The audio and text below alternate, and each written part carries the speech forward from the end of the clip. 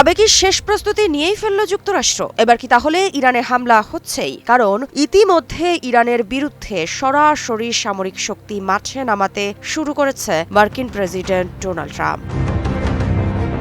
মধ্যপ্রাচ্যে মোতায়েন করা হয়েছে পারমাণবিক শক্তি চালিত বিমানবাহী রণতরী ইউএসএস আব্রাহাম লিঙ্কন, যার সঙ্গে রয়েছে ডজন খানেক যুদ্ধবিমান, গাইডেড মিসাইল ডেস্ট্রয়ার এবং পূর্ণাঙ্গ ক্যারিয়ার স্ট্রাইক গ্রুপ।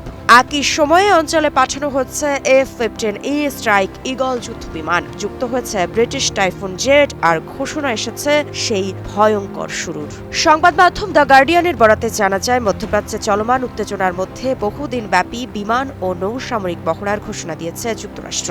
সরকারি ভাষায় এটিকে বলা হচ্ছে রেডিনেস এক্সারসাইজ। কিন্তু বাস্তব প্রশ্ন এখন একটাই, এটি কি কেবল শক্তি প্রদর্শন, নাকি সম্ভাব্য সামরিক অভিযানের আগে নিজেদের আরও একবার প্রস্তুত করে নিচ্ছে মার্কিন বাহিনী?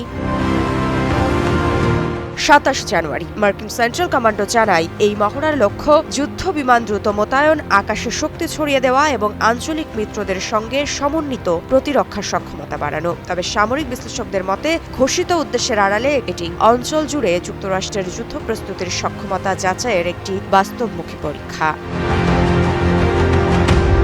এই প্রেক্ষাপটে পারমাণবিক শক্তি চালিত বিমানবাহী রণতরী ইউএসএস আব্রাহাম লিঙ্কন মধ্যপ্রাচ্যে মোতায়েন করা হয়েছে। রণতরীটিতে ডজন খানেক যুদ্ধবিমান এবং প্রায় ৫,০০০ নৌসেনা রয়েছে। এর সঙ্গে রয়েছে গাইডেড মিসাইল ডেস্ট্রয়ার। একই সময়ে যুক্তরাষ্ট্র F-15E স্ট্রাইক ঈগল যুদ্ধবিমান স্কোয়াড্রন অঞ্চলে পাঠিয়েছে। যুক্তরাজ্য প্রতিরক্ষামূলক ভূমিকার কথা উল্লেখ করে মোতায়েন করেছে টাইফুন জেট।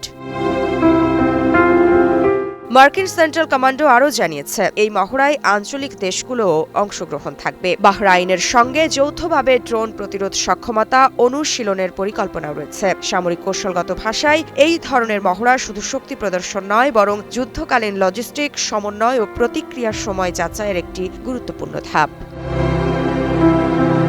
বিশ্লেষকরা বলছেন, ইরানের বিরুদ্ধে হামলা চালানোর পূর্ব প্রস্তুতির অংশ হিসেবেই সামরিক মহড়া শুরু করতে যাচ্ছে ইউএসএস আব্রাহাম লিঙ্কনে থাকা মার্কিন সেনারা। কিন্তু ইরান তাহলে কি করছে? উত্তেজনা বাড়ার পেছনে অন্যতম কারণ ইরানের সরকার বিরোধী বিক্ষোভ দমন নিয়ে আন্তর্জাতিক উদ্বেগ। মানবাধিকার ভিত্তিক সংস্থাগুলোর দাবি, নিহতের সংখ্যা কয়েক হাজার ছাড়িয়েছে। যদিও ইরান সরকার তুলনামূলক কম সংখ্যার কথা বলছে, তবে ইন্টারনেট ব্ল্যাকআউট ও তথ্য নিয়ন্ত্রণের কারণে প্রকৃত চিত্র অস্পষ্ট। এদিকে আঞ্চলিক মিত্রদের মধ্যেও বিভাজন দেখা যাচ্ছে। সংযুক্ত আরব আমিরাত জানিয়েছে, তারা তাদের আকাশসীমা বা ভূখণ্ড ইরানের বিরুদ্ধে কোনো হামলার জন্য ব্যবহার করতে দেবে না। এটি ইঙ্গিত দেয়, সম্ভাব্য সংঘাতে যুক্তরাষ্ট্রের সব মিত্র একই অবস্থানে নেই। বিশ্লেষকদের মতে, বর্তমান পরিস্থিতি সামরিক মহড়া দুই ভাবে দেখা যায়। একদিকে এটি ইরানের ওপর চাপ সৃষ্টি ও প্রতিরোধমূলক বার্তা, অন্যদিকে পরিস্থিতি অবনতি হলে তা দ্রুত সামরিক অভিযানে রূপ নিতে পারে। ফলে প্রশ্ন থেকেই যায়, এটি কি কেবল প্রস্তুতি, নাকি মধ্যপ্রাচ্যে বড় ধরনের সংঘাতের পূর্ব লক্ষণ?